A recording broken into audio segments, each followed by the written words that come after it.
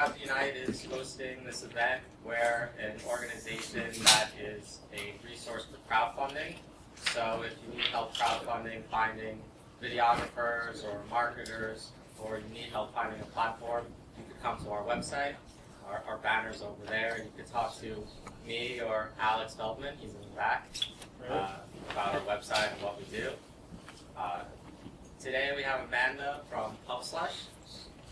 She's going to speak about reward-based crowdfunding, so come on up. And please stay afterwards, there's going to be networking as well. So there's going to be a lot more people coming. So please stay, they got snacks. And did you mention about next month? Oh yeah, next month we're going to have an event for pitching a video, pitching a crowdfunding video. So if anyone's interested in that, you can check out our meetup.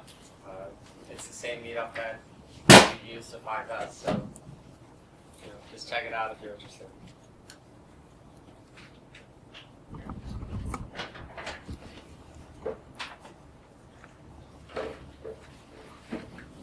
Hi, can everyone hear me? Do I need a mic? No, we're good? Okay. I'm Amanda Barbara. I'm the CEO and co-founder of Pubslush.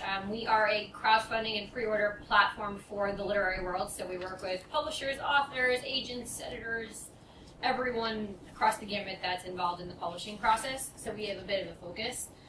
So Alex asked me to talk more about reward-based crowdfunding today in general. So the biggest difference between any other type of crowdfunding and reward-based is the obvious. You get small amounts of donations in exchange for a reward at the end. So other types of crowdfunding that we're not covering today, but if you are looking to learn more, the other type is equity crowdfunding. So if you're looking to get a big sum of money, and in exchange you give away equity in your company. And the other one is a donation-based. So essentially people are just giving you money. So today we're going to focus on reward-based. Also, please, if you have any questions as I'm talking, or you ask a question about the slide, please, raise your hand. We'll make this kind of interactive. We're a small group. Just say your name and, I guess where you're from. If you have a question about your personal project or something that you're doing specifically that you have a question about, just wait until the end if that's okay. Okay, so what is crowdfunding? That's essentially what I just said before. The reward-based model is all about getting small amounts of donations from a large amount of people. So it's about rallying the crowd behind your project to really test the market viability of a certain product or venture that you're about to embark upon. So it's a good way, if you're looking to actually do a reward-based crowdfunding campaign, and then you actually want to do a crowdfunding campaign for equity. This is a great way to test the water and show those bigger investors that there's a need for your product. Some websites that you guys might be familiar with, are Kickstarter, Indiegogo. They run projects across the gamut. Any type of topic, any type of project, really. So I just wanted to share stats with you. These are just kind of things to know about where the future of crowdfunding is going. It's a brand new industry, so a lot of times you spend, when you're running a crowdfunding project and you're sharing it with your community, your family, your friends, they might not know what the word crowdfunding is just yet. As of last year, 70% of Americans still didn't know what the term crowdfunding meant. So there is still an educational gap there in regards to the U.S. public and raising money that way. So making sure that if you send out an email to your friends and family letting them know you're running a crowdfunding campaign, make sure you specify what you're asking them to do. So here's just some stats for you. Crowdfunding raised $2.6 billion in 2012, which is up from $1.47 billion. Global crowdfunding rose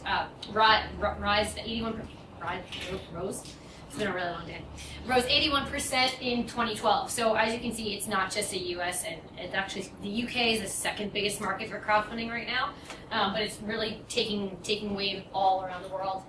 More than 1 million successful campaigns were run by crowdfunding portals in 2012, and it hit $5.1 billion at the close of 2013. So that's obviously a crazy amount of crowdfunding projects. So where we're going, in 2013, 74 million people worldwide participated. 2014, the number is expected to hit 362, and we're actually really, I think we're going to actually exceed that number at the end of this year, which is crazy. And money raised through crowdfunding has increased 557% in the past 5 years.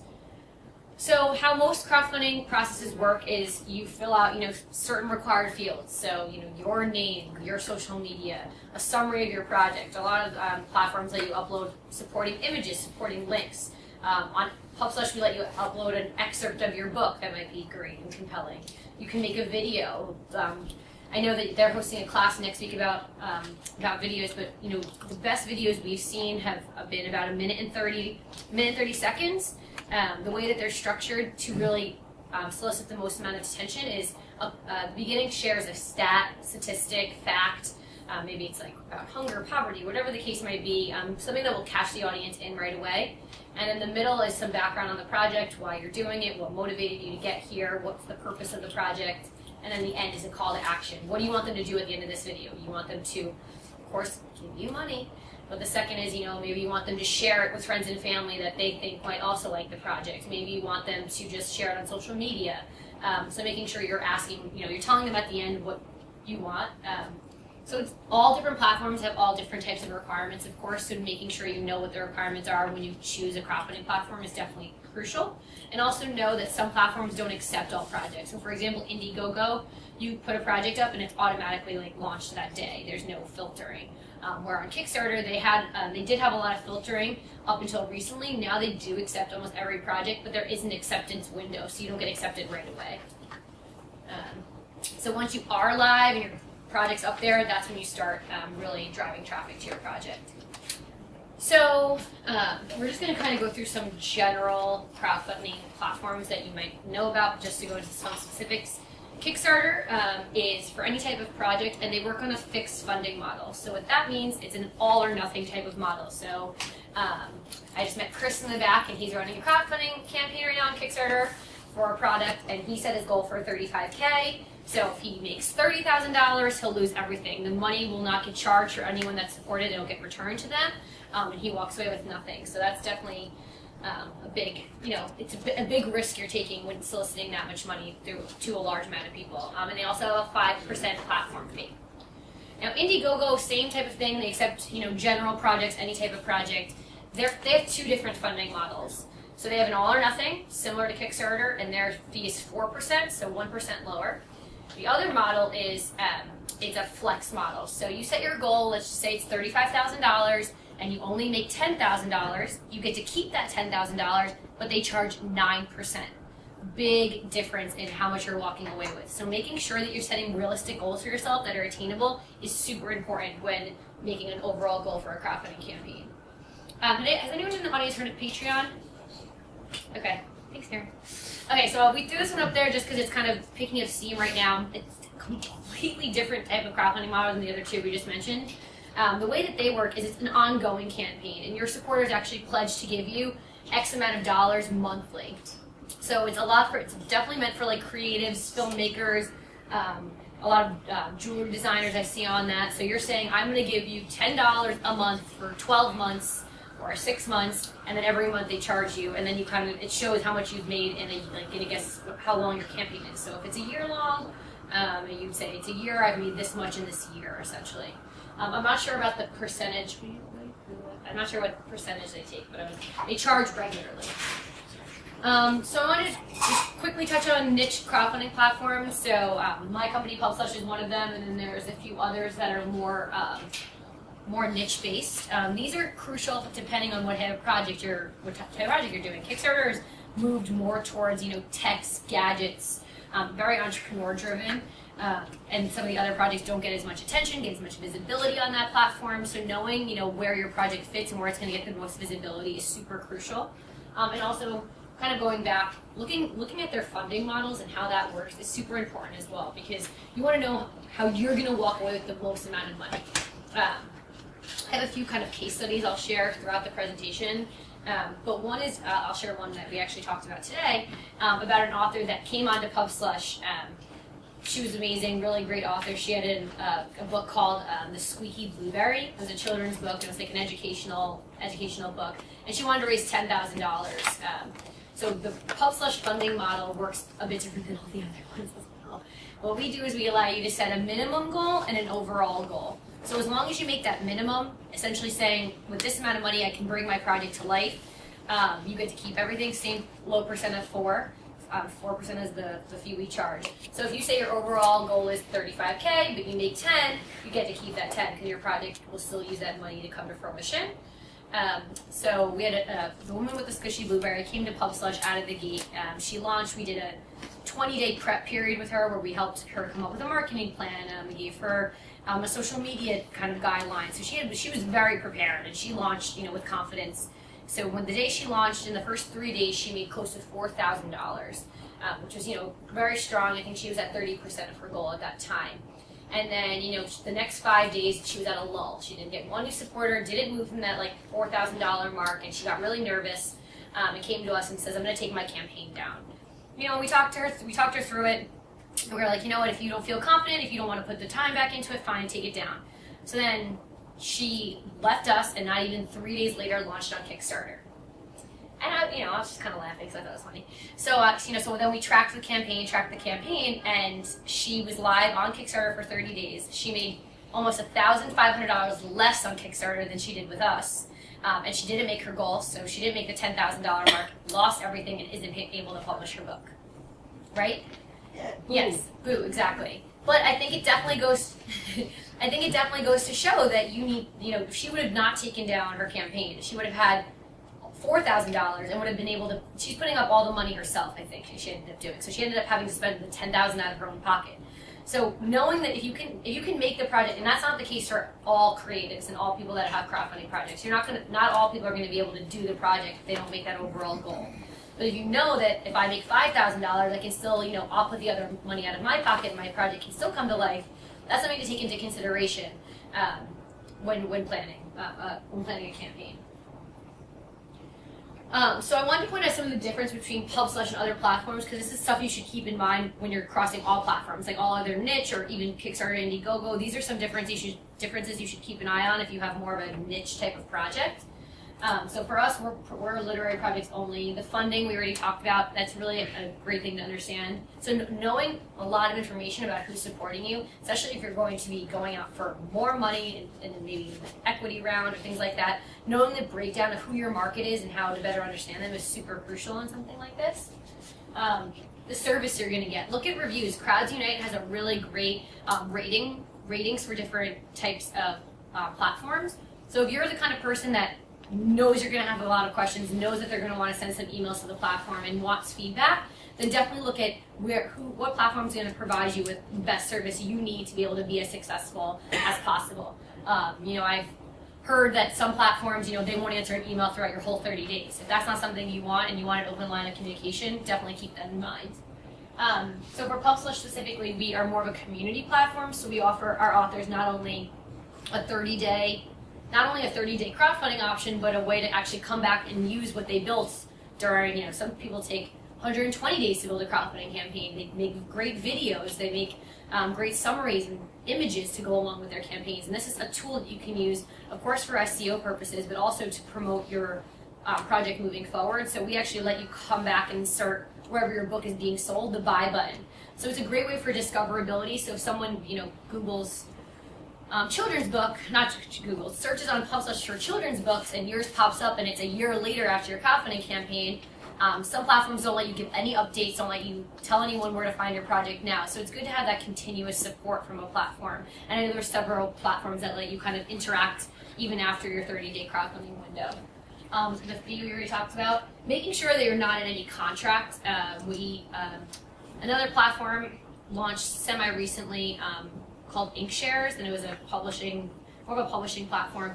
You're in contract with them, so they own a piece of your book for the eternity of it. It's not risk-free, it's not contract-free. So making sure whatever you're signing, the terms of service, you're reading through, because this is your intellectual property. It's your project. It's something you've probably been working on for a long amount of time.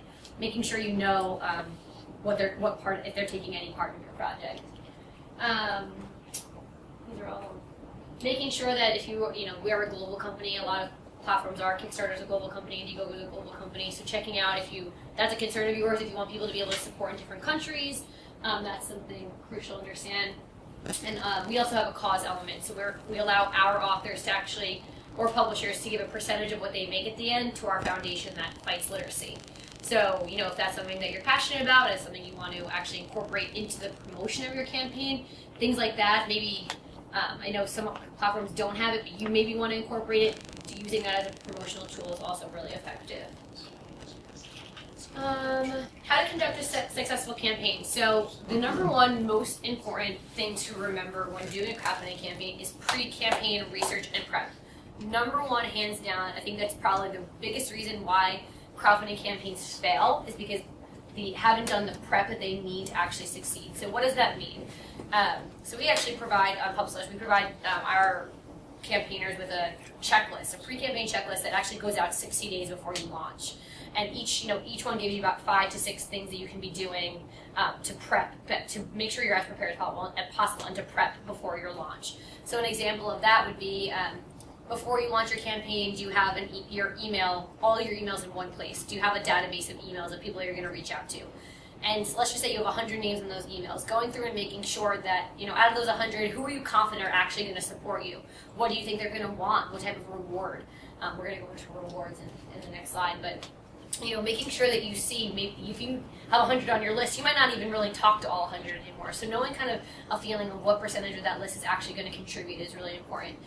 Making sure your email templates are ready to go, having all your links in there, some sample tweets ready. Maybe you do some outreach prior to some bloggers that share your interest, share an audience, would be willing to do an interview with you, and they'll be willing to backlink your campaign.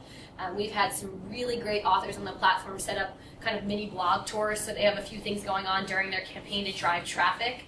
And that goes back to what we said, that analytics report. A lot of the platforms actually track the amount of click-throughs you get from individual IP addresses. So it's good to know, if I have 25 supporters, but 1,000 people clicked on it, what's your rate of return, and what maybe could you be doing differently to make sure people actually support you once they're clicking. Knowing your audience is really important. So that goes back to if you have 100 people on your list and your campaign is really targeted. I met a gentleman at a networking event, and he did a crowdfunding campaign for men's pants, customized men's pants. It was really, really fun. But you wouldn't want to send that customized male pants email to 500 people that are female on your list. You really want to hone in and know who your audience is so you're seeing the best return. Maybe you send out a targeted email to women that says, maybe these pants aren't the right fit for you, but maybe you have a husband, father, uncle that this might be fit for. So making sure you're making your message clear for your audience and knowing who that audience is beforehand, doing your research. Keeping it targeted. Don't be timid, of course. If you're going to go out with a crowdfunding campaign, you can't expect 1,000 people to support you without telling people about it. I think that's the number one mistake. People think, oh, I went with Kickstarter and they're a really popular platform, so I'm going to make $35,000. Sorry, I just keep using that number.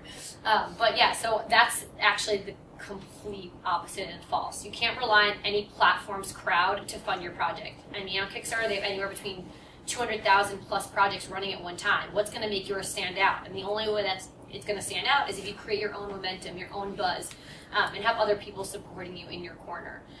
We had an author that used Pubslush that had a really great children's book, really beautifully designed. It was super cute, and he was sitting at 0. I think actually maybe he was sitting at 50, and we couldn't understand why it wasn't moving. I think it was at day 21, it still wasn't moving. So we reached out to him. We're like, we really like your book. We would love to see it kind of pick up some momentum. What have you done so far? And he goes, I haven't done anything. I haven't told one person. He said the $50 came from his wife. So I started laughing, and we said, why? And he's like, I'm afraid, and this is my baby, and I don't want to tell anyone, what if they don't like it?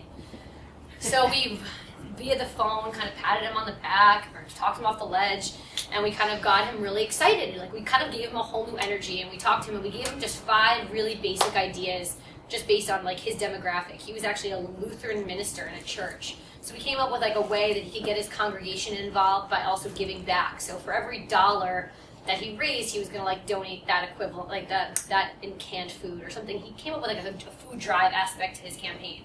And within 3 days, he went from $50 to $3,000. And then, not even 6 months later, got picked up by a Christian publisher, traditional publisher, which is kind of unheard of. So he had, because of that call and because of that getting him out of being timid, he was able to kind of take his book to a whole new level. So it's really important to make sure, like I said before, having a plan and not being afraid to actually tell people about it. But just tweeting about it every single day, that's not going to get you any support. Sending mass emails, probably not going to get you any support. You need to be really authentic and genuine. Is that one? Yeah, make it personal, sorry. Be personal and make it easy. So you want to make sure that you're making direct connections with people. Telling people about your campaign before it even launches is probably the best thing because then they're looking out for it. They're saying, oh, I'll definitely support you when it comes out. We work with authors all the time that think they have, they're going to get 1,000 people to support, and when the campaign comes, they only get like 10. It's a lot. It's a lot of work. It's a lot. Yes, Alex? What do you think of like this 30% rule? You kind of hear that you should get 30% of it before you fund. 30%. Funding before you actually start a campaign. Just so you get the momentum, because people don't want to be first in the Yes, campaign. yeah, that's actually on the last slide, but we'll talk about it now because I'll spread it. So what we say is, we actually say it a bit differently on Pubslush. So we actually say 30% is great, but we actually say the first day of your launch should actually be your don't tell anyone except for the 5 or 10 people that you know, no matter what, are going to fund you. So maybe that's your sister, or maybe that's your Uncle Ned, but those people are the people that are that have promised to support you. They have $100 ready, and they're going to be the first ones there. And then when you have, maybe 5%, 10% of your funding goal there, then you take to that 100 people on your newsletter list. Then you take to social media. Then you take to your second layer of your network. You don't want to go to the people you haven't seen since high school and say, can you kick me off and start me? I'm at 0 right now. That's where we see the most campaigns fail, is they're driving traffic to something that's at 0 and has no momentum. That is the worst thing you could possibly do, because you want the people that don't know you or don't know you personally, or maybe only know you from a distance, to be so excited and want to support you because they're going to be a part of something really great. Is that clear of your question? 30% is kind of like a harsh kind of number. It just depends what your funding goal is. I think that if you're able to get 30% in the first 3 to 5 days, you're more likely to reach your funding goal at the end. If you can only make 3% in the first 3 to 5 days, you're definitely probably not going to hit that 100% mark by the 30 days. It's just probably not going to happen. And the 30 day, that's the Pubslush time? No, that's just an average. Most common is 30 day on general crowdfunding, even Pubslush. We give you max 45 days. It's usually 30 days is good because if you look at the graphs, usually there's a big spike in the beginning and a big spike. I'm not sure if you guys look at Pubslush yet. Yeah, Why don't people take 45 days then? We see shorter campaigns being more successful because, like Alex said, the middle days, you don't really see a lot of momentum. You don't see a lot of people giving in the middle, 20 days. It's really the first 5 to 10 and the last 5 to 10 are really the biggest. Because it's like, what's the immediacy of it if you have 45 days? Right. People are like, oh my God, I only have 3 more days to do this. I got to do this right now. So shorter campaigns are just more successful. That doesn't mean you can't run a successful 45-day campaign. Understand. Yeah, we've seen people that have hosted events throughout the 45 days. So they had one in the beginning, one in the middle. They did a book tour, they had a feature in a magazine, or a radio segment, whatever the case might be, whatever your little niche is. But if you can have things throughout the whole campaign, and that's 45 days to create that momentum, then it's worth it. Updating your supporters is one of what we think is definitely a really crucial part too, because if you can take the people that have already taken their credit cards out of their wallets and supported you, and if they believe in your project, they're more likely to get some family and friends that they know that might also be interested. So making it really simple and easy for them to kind of reach out to their network. So providing an email template with links already, maybe providing with some tweets. Maybe when you hit a really monumental threshold, like 50%, you're halfway there, send them an email, get them excited to be involved, let them click back in, making sure that they've watched your video, things like that. So keeping them updated is definitely important. And then enticing reward. Yeah, okay. So, yes. Do you want to sit up here in the front? Huh? No, I'm kidding. Go, Well, it's sorry. good so people can hear me. What do you think of the traditional, people asking the traditional PR? He's saying, is it worth the money to PR? To hire a PR firm? Yeah. For crowdfunding, you're saying? Yeah, because a lot of people want to get the buzz when they go, and there's a lot of people out there with self-proclaimed experts saying, hey, pay me $500, $1,000, Right. I'll spread the work for you, we'll get you traffic. How legit are those people? Do you have Okay, experience? yeah. So, a few things. One is, in today's day and age, you don't really need a PR firm to do what you probably can do better than them. And if you can't write content, if you're really bad at press release, if you're really bad at email templates, if you're really bad at a pitch email, then yes, it's probably worth it to hire someone to write those things for you, but that shouldn't be a quarter of your budget, maybe $100. we would write it for like way less than that. I mean, you will have to bring on people that maybe you leverage it. Maybe you give someone a free copy for, I'm just using book examples, but maybe you give them a free copy of your book in exchange or something like that. But the content, being great content is great. Also, if you're looking, so let's just say, I had another gentleman that I knew that did a Kickstarter campaign for, weirdly enough, his custom shirt company. And he went out and kind of found different people that had written articles similar to what he thought would be written about his company. So people that covered in big media, different fashion lines and things like that. So he did research. He was very prepared, and he had a list of like 10 people in top media that he thought might be interested in covering his campaign. But he didn't reach out to them till like day 21 because he had already raised $30,000, and they were interested in picking up the story then. You wouldn't want to reach out to them 10 days before you even launch because you don't have anything to show for it. Maybe you want to get into their head like it's coming soon, I'm going to start kicking this off, and then you follow up. But I think PR firms, number one, don't put out a press release for your crowdfunding campaign. PR Newswire charges you $600 to put out a press release. You will not get any coverage. It just won't happen. It's a waste of your money. Put that $600 into your campaign and kick it off yourself if that's what you're going to be putting your money towards. Press releases don't work. Right, you back me up, they don't work yet. Press releases don't, sorry, this is just Denise, my development director. Press releases don't work. I think if you're gonna have a PR firm, make sure they're extremely results driven. Make sure they're not gonna bring you the crowd. You're the one that's gonna bring you the crowd. And that's why if you have a team around you, that's really important. If you have clients, so we work with writers that have a business and they have a client base that they want to they're writing a book about, being a therapist or whatever the case might be. So you have like a base within that you know who your target audience is. But I think that it's really important to know that if you hire a PR firm and they say they're going to bring the crowd, do you have any experience, Alex? I have no experience with someone bringing the crowd from a PR firm standpoint, ever. I mean, I think there's two types of people from what I've seen. One is traditional PR firms, which cost lots of money. Now there's a lot of these new experts, which kind of craft a buzz or something for $100. Stand up for a second, because she can't hear you back here. For $100 to $200, now you can. Actually, there's companies out there saying, "Hey, we'll spread the word for you. We'll do social media, Facebook, Twitter." I don't think that's too useful. On the other side, now there's people called campaign builders. What they do is they charge you like $20,000 up front, plus like 20-30% of your campaign. And they take Don't do care of that. everything Please don't do for that. you. Please do not do that. So- $20,000 up front is Something like no. If you have $20,000 up front, then you shouldn't be crowdfunding. If people want to raise $1 million, so that's kind of they're very picky. They only pick really good projects, and they see the campaign The builders. $1 So million there's only a few of them, and so it splits up. But I think the most important thing is actually doing yourself, figuring out who in the media, talks about you, and reaching out to them. If you know, let's say a Kickstarter project, which is similar to yours, see who wrote about them.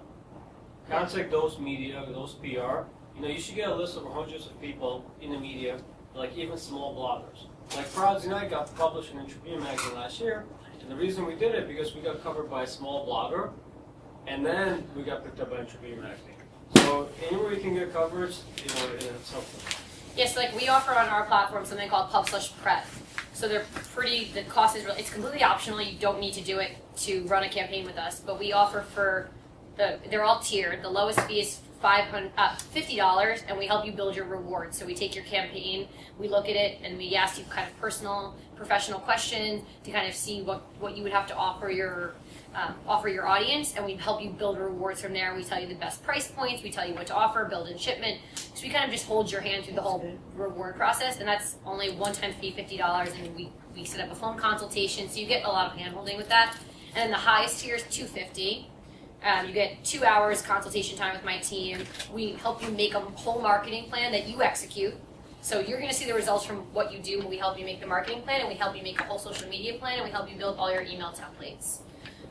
So that's something that if you don't want to pay $10,000 for a PR firm, but you have some time to be able to execute your own marketing plan, it's something to keep in mind. There's other companies that do that too. We offer it just for you couldn't use Pubslush Prep and go use Indiegogo. You would have to use Pubslush, obviously.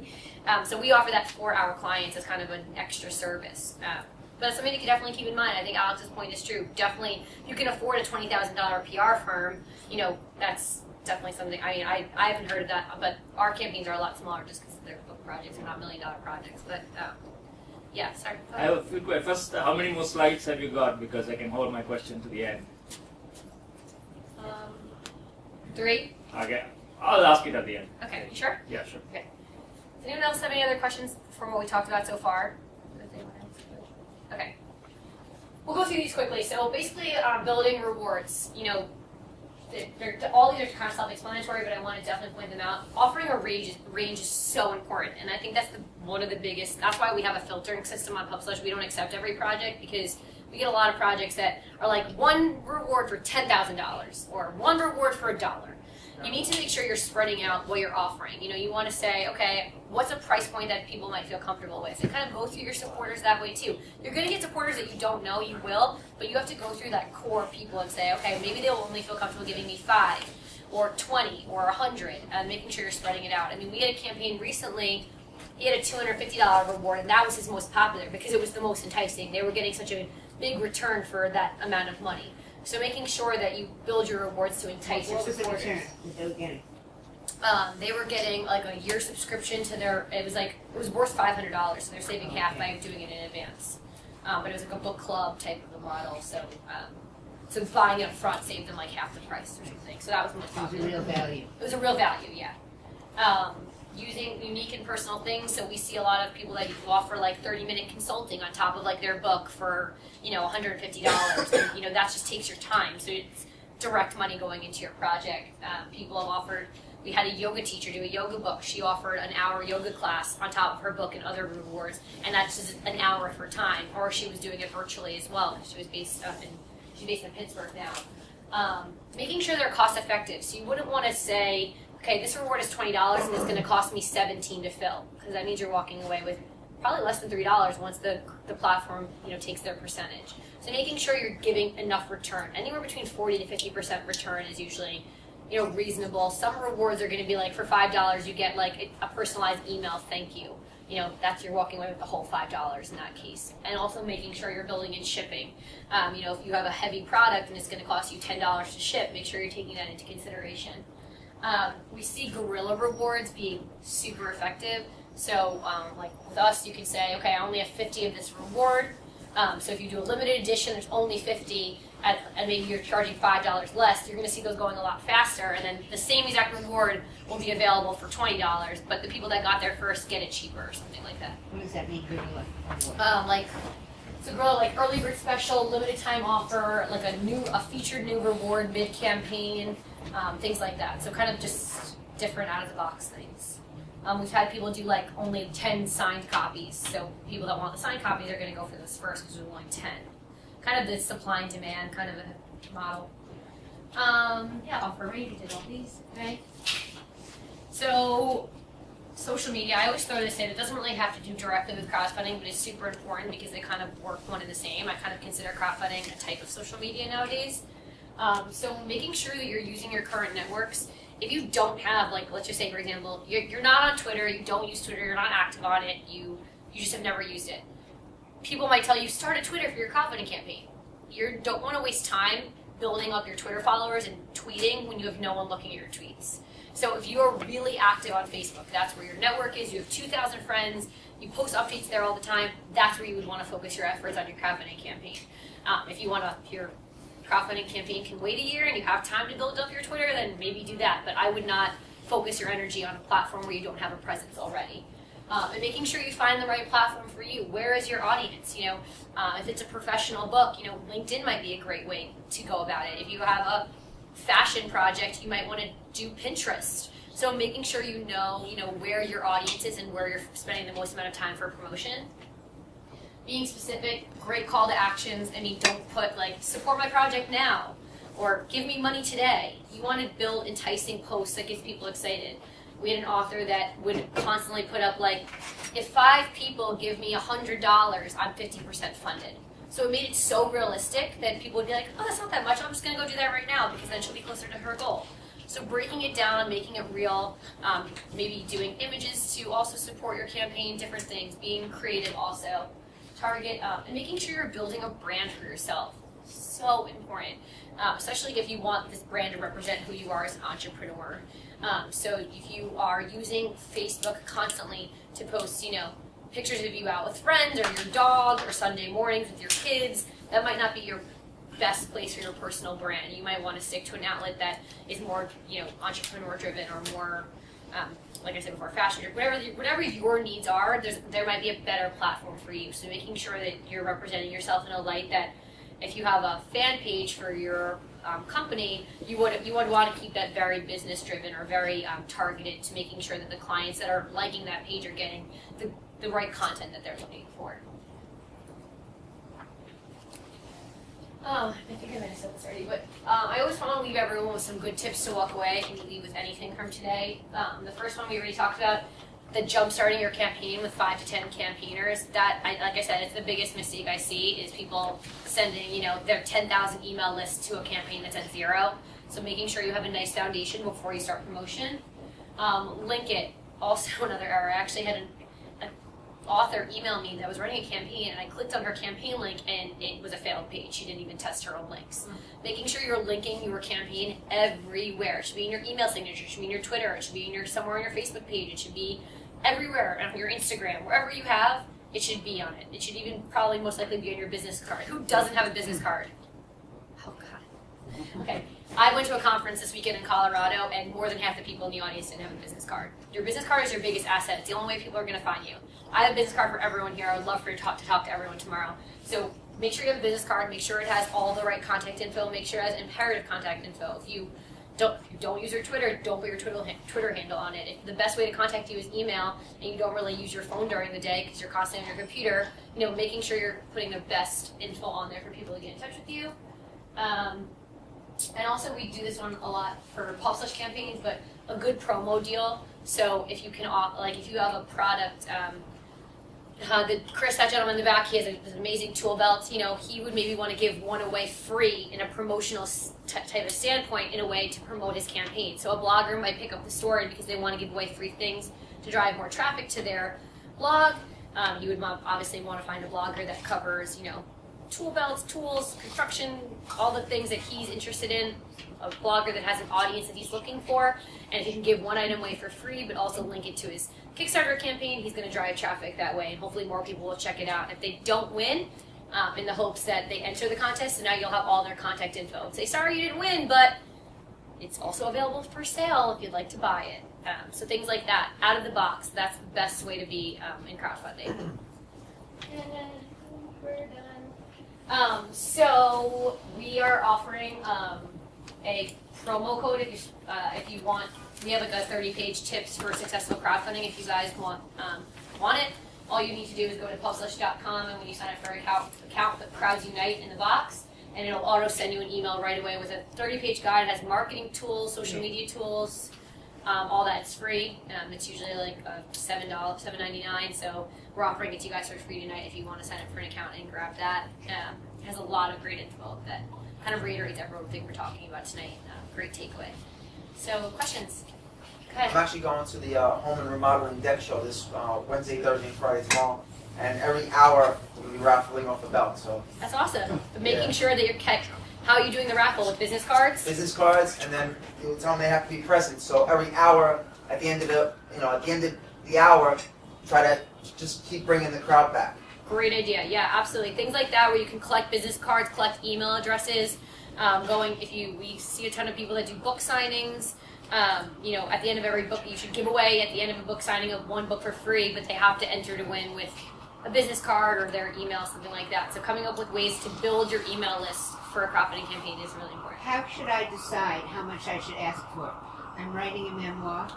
It's about a specific. I'm a published author with my 6th book. Okay. So I have. You're self-publishing? No. Now I am. Yeah. So you're self-publishing this book? Yes, this is the first time I'm self-publishing, and I'm not going to get a deal with a publisher, which I'd usually get in advance by giving them the proposal. So how much of the time it takes me and all that I have to do to make the book come together, cover, editor, blah, blah, blah, blah, can I ask? This is a perfect situation for us specifically because you would come to us and we'd help you come up with a goal that's best for you. So we would say what your minimum goal should be and your maximum goal should be. We would walk you through all the pre-campaign tips. We would say we have good thing about niche platforms is a lot of times they have a lot of connections in the industry, so we know a lot of self-publishing companies that are reputable, that are going to produce a high-quality book. So you want, so we would connect you with them, and they would also help you build your budget based on that.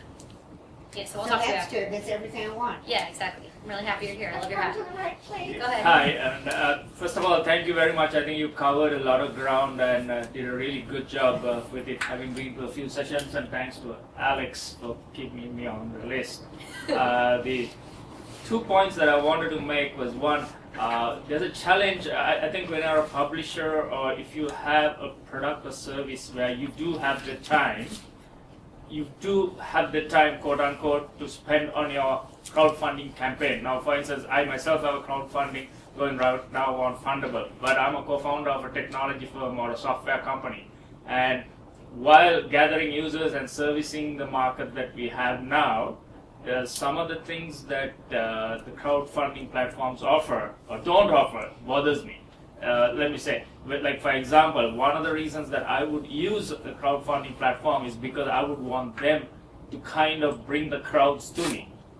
So, like I said before, no platform is going to do that for you. Right. So, yeah. So if that's what you're doing. If that's why you're doing it, that's probably not. Yeah. So, and I think that message hasn't filtered down through the mass media nor through the platforms, because when you first move the customers onto the platform, you do.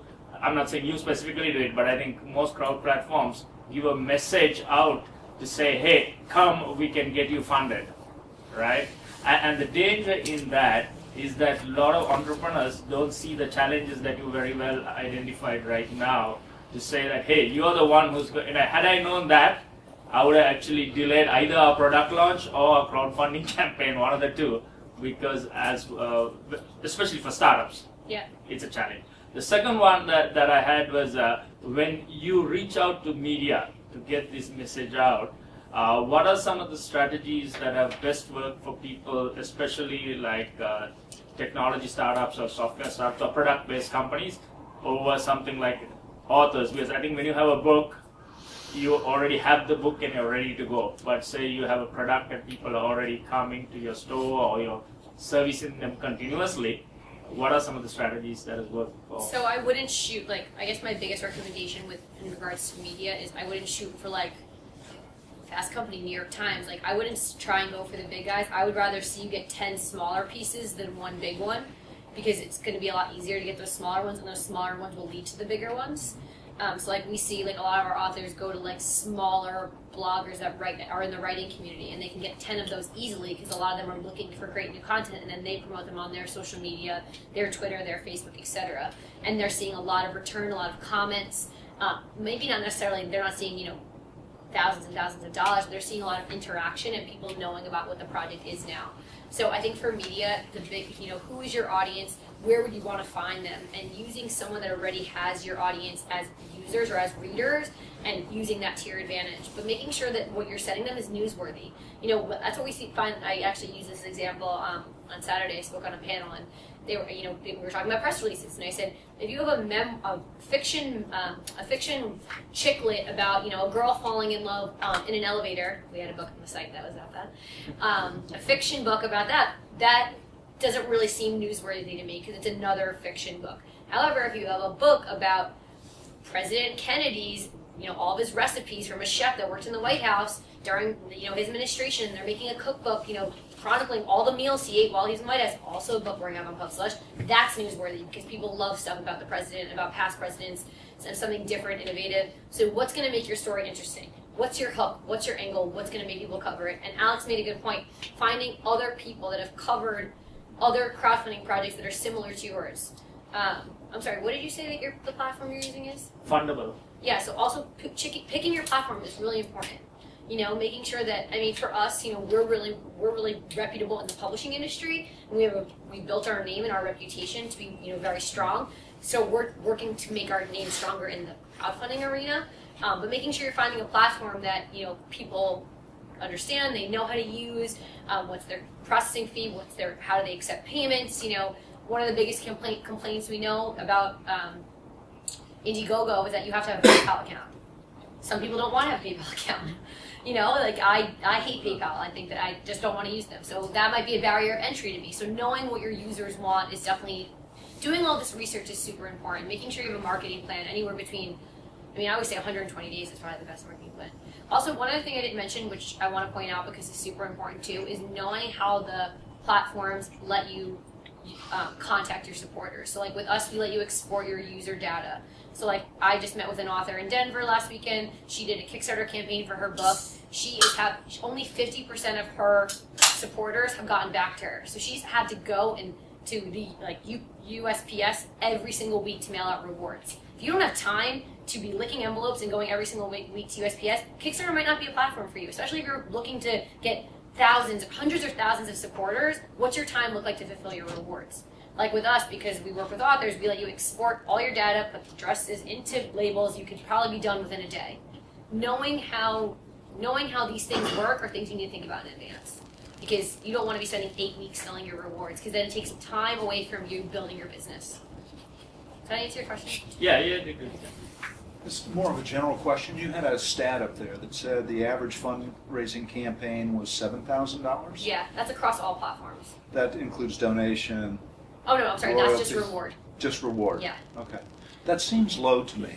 It is, and that's funny because I feel like in the grand scheme of crowdfunding, we only hear about the campaigns that are making $1 million, $100,000. That percentage is like, I think somewhere between like 2 to 5% of that making that much money.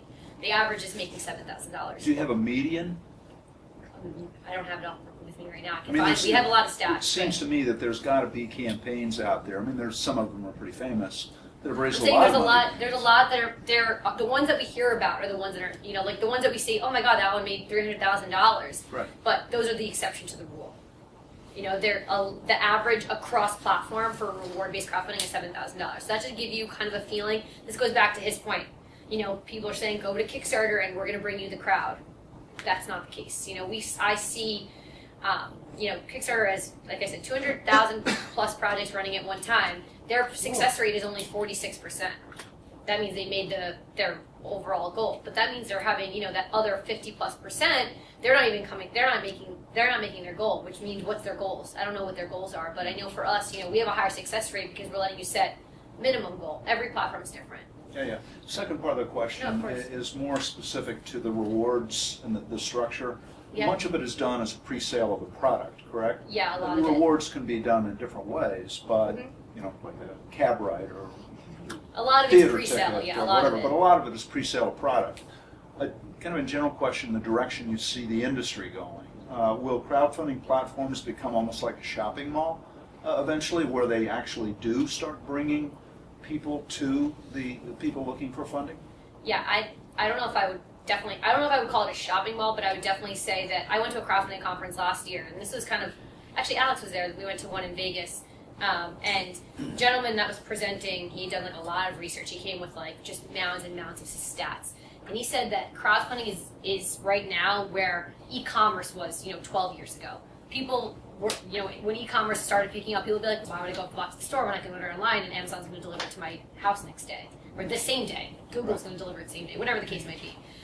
So to answer your question, I think that this is going to be a way for new businesses to get the funding that they need to test and to be able to test the market. I met an entrepreneur in the fashion side of things that used a crowdfunding campaign, and he actually learned throughout that campaign that he was only offering 2 colors for his product, and the demand was for a color he wasn't offering. So he ended up offering that color midway through his campaign, and that's what actually sold the most. So it's a great way to take a consumer base and be able to say, okay, I have this idea, or I want to pre-sell, like, for my first run of these shirts. I knew a friend of mine that did like a wrinkle-free shirt line, and he wanted to order 1,000 of these shirts, but he needed the money to get those 1,000. His business plan was awful, and he really didn't know what he was doing, and he didn't make the funding, so that makes sense. But other people have really targeted, on-point business plans. They know exactly the dollar that they need to make this product, this business succeed. So I think prep goes back into that. I think that we're going to find that people are going to only fund projects that they know that they're going to get their reward. Meaning, I know that there's a huge rate on Kickstarter specifically of people that don't get their rewards because people get the money and then they get overfunded and they don't return because they want to do so many more things that maybe the rates of return is like a year later, or if not at all. So I think it's going to be important for the supporters, the people that are ordering the products in advance, to know what's the rate of the platform's return essentially. How many people are getting what they're promised? Because you have to remember, crowdfunding legally, you're basically investing. Sorry, that's not the word I was looking. You're basically investing. You're giving $20 and you're investing in an idea or a project or a pre-order. So you're taking a risk. So there's no recourse to the investor if they don't receive their pre-bought product? Technically, you're in a legal. So most platforms, I know how we do it. You're in a legal contract between for us, it's like the author and the reader. So it says that when you're supporting and you're giving, let's just say you're $20, it says the author is legally responsible to fulfill this reward, not the platform. So we're not legally responsible. Kickstarter is not legally responsible. The author is.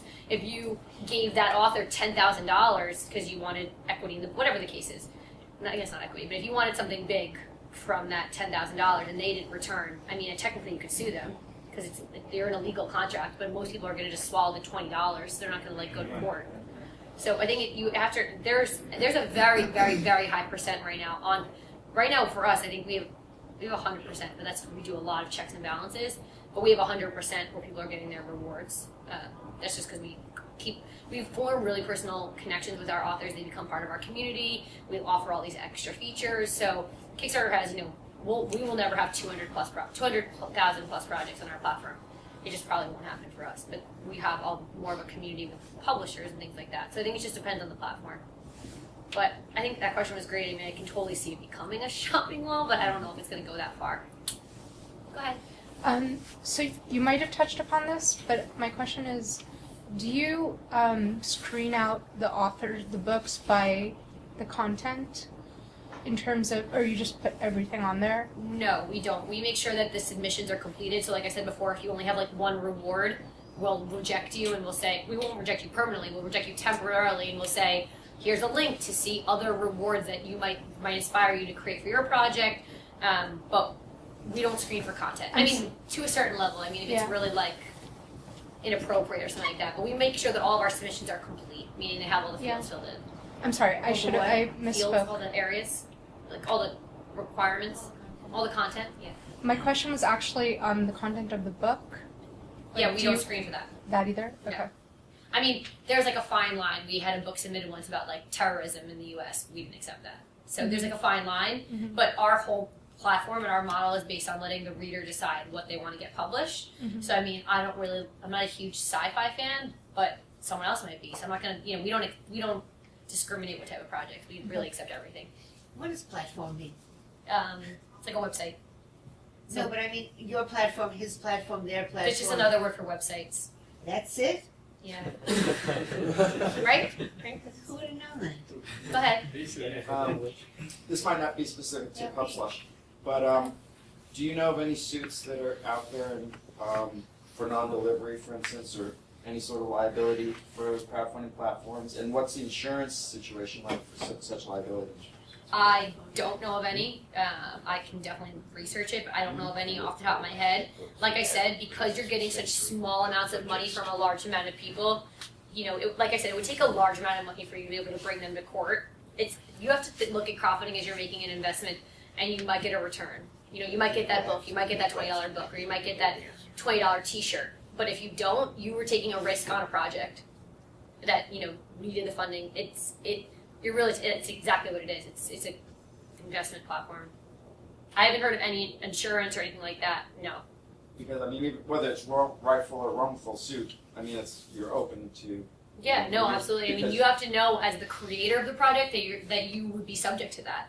So if you said, if you're making $1 million and you don't return on any, you also have to remember that you're trying to raise, whether it's $35,000, $1 million, whatever the amount is, even if you're trying to raise $5,000, and you're getting 200, 300, 1,000 people, like I said before, you have to know that that's going to take you time to actually get that product back to those people. But when you have the platform, you're a conduit for the funds that automatically places you potentially into a lawsuit. For us, we, like I said, we are not legally responsible through our terms of service. And most platforms do the same thing. So when a reader or supporter, or a supporter of a project, when they support, they're signing the terms of service that says you are entering a legal agreement with the campaign creator that they're going to give you what was promised.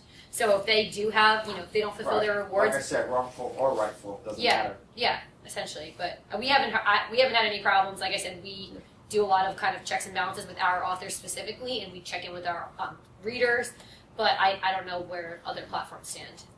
I think Kickstarter got sued at some point by some state, but I don't know what happened to it. It's and actually they updated the terms of the contracts to say value more. If you gain money, if you create a person, then you are responsible for getting the project out. So they recently updated the terms of service, but because there's been a lot of talks and and people, it's kind of like a little loophole. And there's no regulations around it. So there's been cases where people don't deliver the rewards and people get really upset.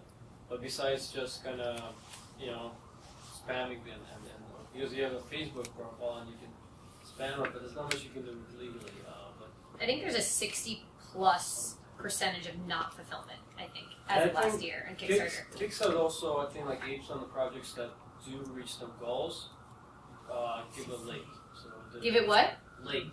Late? Like 80% of the projects in Kickstarter arrive late. Yeah, because you're supposed to give an estimated delivery date, and if you're not going to be on time for that delivery date, it's also your responsibility to update your supporters. However, Kickstarter limits the amount of times you can talk to your supporters, which makes it extremely difficult. So the author that I met in Colorado that did a Kickstarter campaign that is now kind of banged. She had a book and she's banging her head. She didn't use us because it's taking her 8 weeks to fill her campaign rewards. She said that she sent an email out to all of her her campaign survey, sent it out to all of her supporters, and she forgot to write the question of who do you want the book dedicated to, because she had 70 books that had dedications. She forgot the question. She was getting all the surveys back, and now she still can't mail the book. So now she has to wait 10 days to send out another message to get that information. And people haven't responded. I think out of the 70 that she had, only 5 have responded from that message. So it is a lot of time you're investing in something like this. So that's why I said that. It goes back to making sure you know what your time is going to allot with the platform you choose. You boys have been really quiet. Do you have any questions? No? What's the medium quality people ask for writing a book into your platform? What's the medium what? Average. The goal. The goal? Yeah. We're seeing a lot of our authors setting their goal anywhere between 5,000 to 10,000. It just depends. When we work with this woman, we're going to say, what kind of book do you want to produce? Do you want a professional cover that usually ranges around $2,000? Do you want a professional editor? You break down your costs, and some people want to skip corners. They don't want to pay full for some of the things. Oh, yeah. So for a book, it's a little bit different. Some people say, I have $5,000 and I want to do $5,000 for PR and marketing, and I'm going to crowdfund for that. I can fund the book on my own, but I want other money. Or I want to bring my book to a higher quality, whatever the case might be. And there's also other things you can do in books specifically to make the book better or get in more shelf space and things like that. And it all costs money, obviously. What did you do to get more shelf space? The companies you work with. Yeah. Spending more money gets you into working with better companies like Greenleaf. Oh, Greenleaf. Anyone else have any other questions? Do you have any questions? Do you think the video is an important tool to try to get money per book? Yes. However, I don't think you should be spending a lot of money on your video. Okay. One of the most successful projects on Pubslush, she had a video that she made with her iPhone. Yeah, and I cried because it was so emotional, and I supported her obviously for way too much money. But I was really compelled, and it wasn't amazingly done. It wasn't over the top. It was done, but it was a great video. And because her story and her message was so clear, and the video quality wasn't that great. So if you're saying I'm going to budget, $1,000 to make an amazing video, make sure that you know that you're going to make that return back on the first day. On top of everything else you want to make, because if you have the 1,000 to make the video, this amazing video, how many people are going to watch it? You need to know what your rate of return is on things like that. I've seen campaigns raise a lot of money with no video. I think a video is great. I think it's great to have a face or a voice or a message to put with the campaign. I think it's a great tool to use independently. So, if you just share it on Facebook and has a call to action at the end with your link and, support me today. You could just post that in different places. You can post segments on your Instagram, Snapchat. You can be creative with it. It's storytelling. So. Yeah, storytelling, exactly. So to answer your question, I think it's awesome to have one. It's optional. I think I support everyone doing it, but I also don't support you spending a lot of money on it.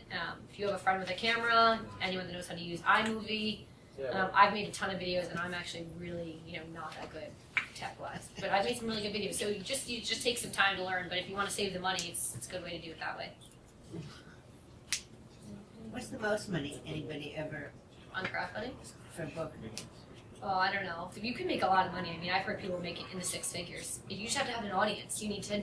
How do you have an audience? If you do have an audience, how do you get in touch with that audience? I mean, I think the biggest mistake we see is, well, this is for books still, but it works for every kind of business, is you go out there with a product or you sell a product somewhere and you don't know how to actually get the next product. So if you sell book one and now you're going out with book two and you sold 1,000 copies of book one, how do you know who those 1,000 people are? How do you connect with them? Do they know your name? Do they want to read book two? So building your audience building for any type of crowdfunding project is huge. I mean, if you put some, my sister has a jewelry line. She sells her jewelry in all different little boutiques. I always tell her, leave your business card right there and tell them a call to action to take an Instagram picture with your jewelry. Then you can connect with them that way, and people love to see their pictures places. So coming up with creative ideas that will get, especially Instagram era, everyone wants to be on Instagram, something like that.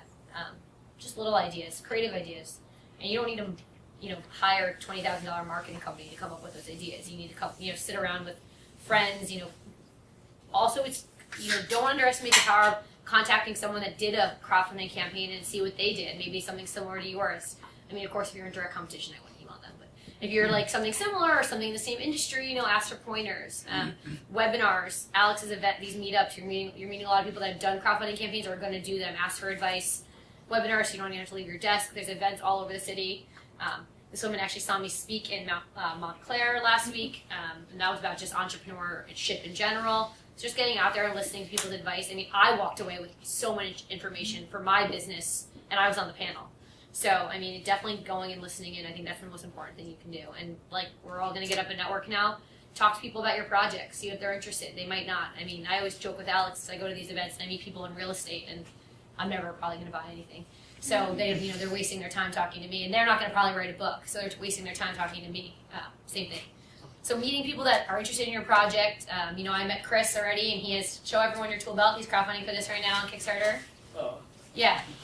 But my brother-in-law is going to be obsessed with that, and he's going to probably order it. And I took his card because I love it. If not, I'm going to order it for him for Christmas. He's going to be obsessed.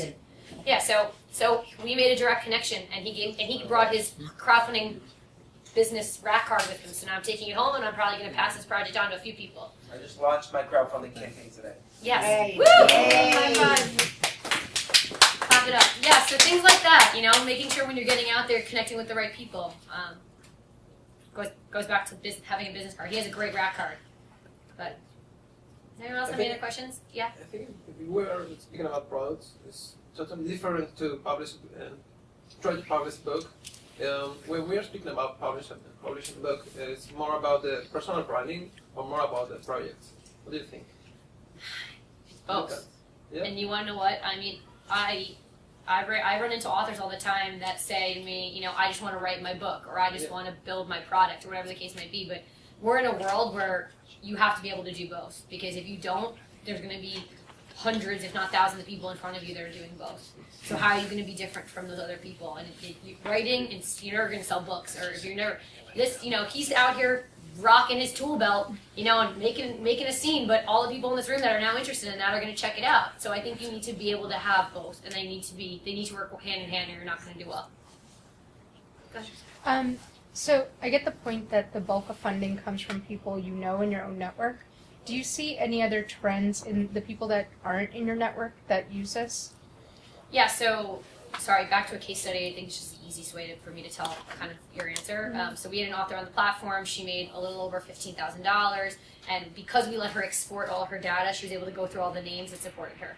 So she did the math, and she said that 70% of, I think it was 250 supporters or something, 70% of them were people she didn't know. So that was really interesting for me because that was a great stat that now I'm sharing with all of you. But I wanted to know why was that? Why did she get 70% strangers where another author did it? What did she do differently? So she did a few things differently. One is she took the 30% that she did know, and they were bringing in people. They really supported her. They would share updates on Facebook. They brought in maybe 10, 20 supporters each that really believed in her message. That's number one. She also had a nice universal audience. Her book was about grieving mothers. So she was able to get a bit of coverage in other areas that had the same kind of overall topic, kind of what we talked about earlier. So getting showcased on places that have the same type of audience as you. She had, before she even wrote her book, she was writing for 2 years on like another website and started a following for herself. People that kind of checked in every week to read her pieces. And then she built a Facebook page that she would link at the bottom, so people were starting to become fans of her work even before she published the book. So that, she was able to kind of get a fan base, get writing out people that she didn't know, strangers, that she couldn't email and say, support my book, but she could post on her Facebook group, and a lot of them supported it and then reshared the project. So that's just one specific example, but you don't have to only rely on family and friends, but you have to be able to be starting to build your network from, like, I always say for an author, the day you put your pen to your paper or hand to keyboard, whatever. Whenever you start writing, you should be thinking about who your fan base is. You should think about how you're going to talk to them. You should think of be out there at writing conferences or giving maybe a chapter away for free or a short story or whatever the case may be. There's this really popular poet on Instagram who just put all his poetry on Instagram, and then someone actually came to him saying, we want to publish all your poetry, because he had like close to 1 million followers on Instagram. Another one I follow too, he did the same thing. He only has 500,000 only, but same thing. They approached him because he was able to create a market for his brand through a social media outlet, and people were resharing and reposting his poems, and there was a demand to buy a book filled with these poems. So things like that. I mean, he did that for 2 years before he got published or before he wanted to publish. So those are just some ideas. But yeah, I mean, you definitely have to rely on your immediate network, but you should have a plan in place before your crowdfunding campaign of how you're going to get people outside your network. And it's not easy.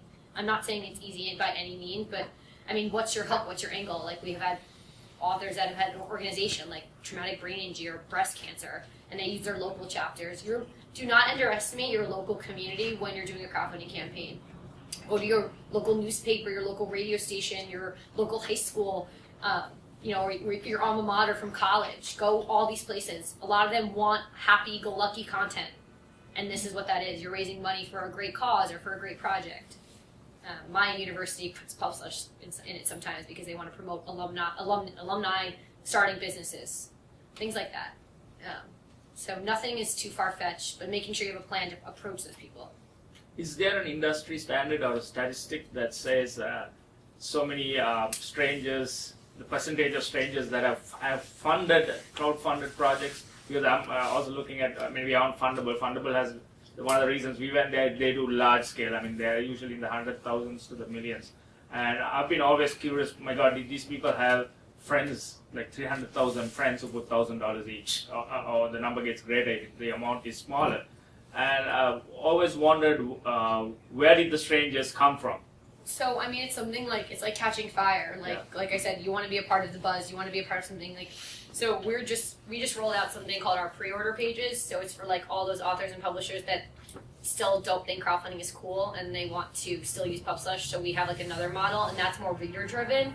So it's based on number of readers to a project, kind of like the number of supporters, but there's no dollar amounts on these pages. And with that, the whole motivation behind it is if you can get, 100, 1,000 readers, 10,000 readers, more people are going to want to read the book because more people are reading it. It's the same thing with a crowdfunding campaign. I mean, most of you probably heard of the potato salad campaign on Kickstarter. I mean, it was like a phenomenon. Everyone was talking about it for like a 30-day span, or 60-day span. But something like that, I mean, people gave money just because it was funny. They gave money that they worked hard for because it was funny, and everyone was talking about it, and they wanted to be a part of what everyone was talking about. What was funny about it? Because he was raising money to actually physically make potato salad, like what you see at like a backyard barbecue. Like it was crazy. And He asked for $10 and got $50,000. Yeah, $50,000 to make potatoes. It was hysterical, and his campaign was like talked about on like talk shows is funny. You know, he got so much publicity because it was so funny. Great. Yeah, so that's like an exception to the rule, so do not make a potato salad campaign tomorrow. But I'm just saying that something like that, like what is the hook? What's going to make people talk about it? What's going to make people want to be involved? And also, what's your universal message? I mean, I've seen a lot of success in campaigns that have really strong messages behind them. You know, what makes your startup or your business model different than your top 3 competitors, and why should they want to support you to make yours come to life? Something like that. I mean, sorry. No, Okay, no. we good? No more questions. Sorry, no more questions. No, because if people want to talk, Yeah, to you, everyone talk needs to network now. directly. She'll be Yeah, here I'm for gonna be here an for hour. a couple more minutes, so come find me. But thank you for having me. I have business cards and not cards. Alright, so we have the room till 9 o'clock. We're just open for networking. I'd like to introduce our host, Aaron. I forgot to do it at the beginning. He's Hi, Aaron. Yeah, so just real briefly. So this is Eisner Amper. We're an accounting and consulting firm. We do everything from the financial side that you don't really want to worry about as you're growing and selling your product that you're passionate about. Whether it be bookkeeping, CFO services, tax returns, which everyone hates, but you got to do them. Or if you do get investors, not necessarily crowdfunding, but more industrial, professional investors, you might need reviewed financials or compiled financials, things along those lines.